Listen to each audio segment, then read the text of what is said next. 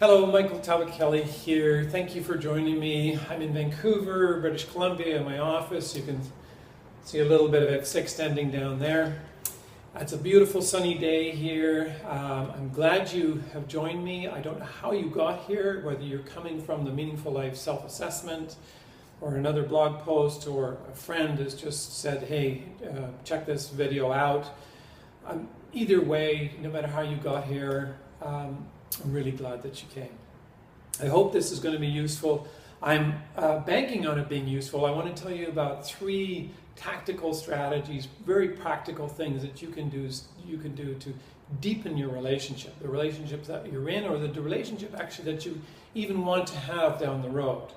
You can do all of what I'm suggesting with yourself and or with an existing relationships, whether you're married, whether you're talking about colleagues or a boss, or you're talking about a friend, or you're talking about lover, or you're talking about, you get it, the candlestick maker, the baker, or the butcher in the village. So let me start. The first one that you want to consider is very simple. I want you to climb up the tree of your life and look down and really start examining the contextual issues in your relationship. The who, the what, the why, the when, the where.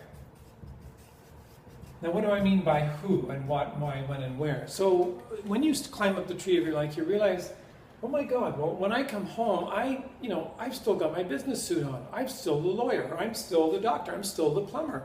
And I walk into the house, and the house is the home, the hearth, the place of support and nurturing and connection. But I walk in and I'm dirty, or I'm stressed, and I walk in and I grab a scotch and I sit down and I just well, you're about a 2 or 3 out of 10 maybe, and then you're walking into a home that is operating on a very different context.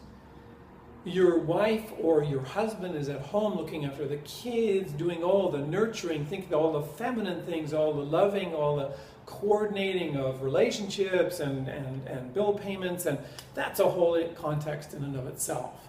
And you've come from a context outside that is very different.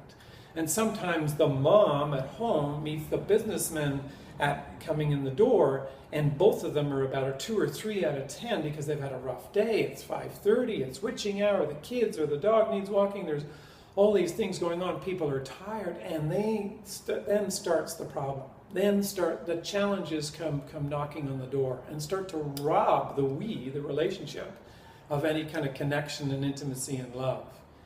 And so one of the things is you want to see, well, who is walking in? Because you're a father, you're a son, you're a friend, you're a lover, you're a husband, you're a wife. You get the picture. So who's showing up? What is the topic that normally gets you guys completely knocked off your game? The big ones are money, sex, and power. But you can add addictions and or parenting styles to that. Those 5 I've learned over the 30 years that I've been supporting couples making that transition into a deeper relationship.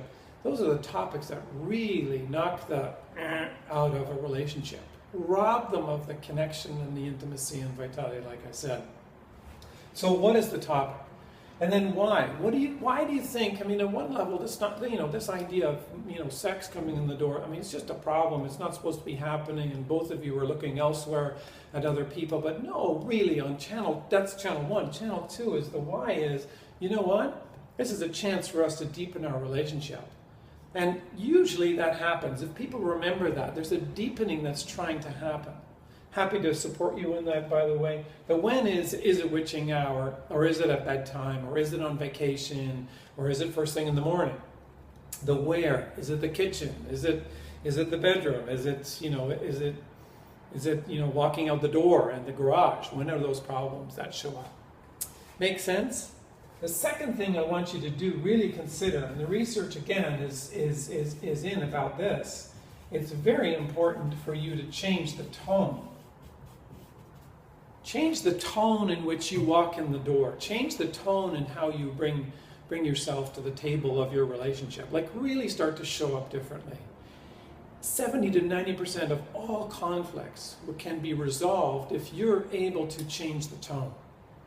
Whether we're talking about countries, whether we're talking about couples, whether we're talking about colleagues, mother-daughter, mother-son, vice versa, you get the picture. All relationships. By the way, how you handle one relationship is how you're going to handle most relationships. So I want you to pick a relationship. Maybe that's a bonus fourth thing. I want you to pick a relationship and really lean into it and start doing things differently. And you'll see, you'll start to learn how it is that you can really apply some of these strategies. Very practical things that you can do to switch things around. Does that make sense? Maybe it takes a bit more courage to lean into your relationship at home with your wife or your husband, but so maybe you need to start somewhere else and just try to get a feel for how things go. Does that make sense? But changing the tone can be responsible for, let's say, an average of 80% of things going in a very positive direction. What do I mean by that? Normally at the end of the day, we're going to get on the mat, we're going to start arguing, let's say, and the challenges come in and they rob you of the vitality and connection and intimacy. The idea is that you just come in now before you enter in the door at 5:30, or before your husband comes home or your partner comes home. You decide that you need to start getting yourself ready to shift the tone so you meet that person with a 7 or 8 out of 10. That means you have to go to a yoga class, or you on the way home you go and hit some balls, or you go to a yoga class on the way home. Either way, you come in and meet differently. Or you both go to yoga, meet at the yoga class, and that way, you know, couples that move together stay together. That's what I've discovered. You've probably heard that before. So this one makes sense, right? Change the tone. So you bring it more compassionate, more fiercely gentle, more loving, connective, you know, you're not walking in with acrimony. You're not walking in with sort of, you know, a bee in your bonnet. You're walking in with your heart, with a bit of wholeheartedness and a bit of calm and resolve to just stay off the mat, to be yourself and really be connected. Now that leads into the third one, which is to really start to track vulnerability. Again, vulnerability is one of those things that we've done a lot of research on. Brené Brown talks a lot about vulnerability and shame, but the research shows that if you can start to do things differently when you're feeling vulnerable. So you might feel vulnerable when you walk home, and instead of feeling vulnerable, you traditionally have gone into a fight. Well, I'm not going to let anyone, you know, hurt me because I got hurt before when I was 10 years old. And so you have historically stepped on the mat, and then they have stepped on the mat because your partner also had something happen at 11, which was about fighting. So now the two of you were fighting. But if you're willing to do something differently when the vulnerability door comes knocking, or some vulnerability comes knocking on your door, if you decide that you want to do something differently, anything actually, but jump into the same old, you're going to find that this is a doorway to joy and vitality, connection, intimacy, courage, wholeheartedness, wholehearted living, like really being able to step into doing something differently. Now, it also takes a tremendous amount of courage to be willing to do this, but that's okay. If you're listening to this video, I'm just going to assume that you've knocked on my door because you have already a whole lot of wholeness and courage and compassion. The Dalai Lama talks about this. He says it's key to going into a meeting of any kind, with partners or with heads of state or with, you know, within the company or wherever you are, to decide to walk in with some compassion, some fierce gentleness. You know, you've probably heard me say that the Dalai Lama's religion is compassion. It's not about Tibetan Buddhism. It's not about Christianity or Judaism or Buddhism. It's not about Jainism. It's about compassion. And there's something right about that. You know, we all have to bring something into the table.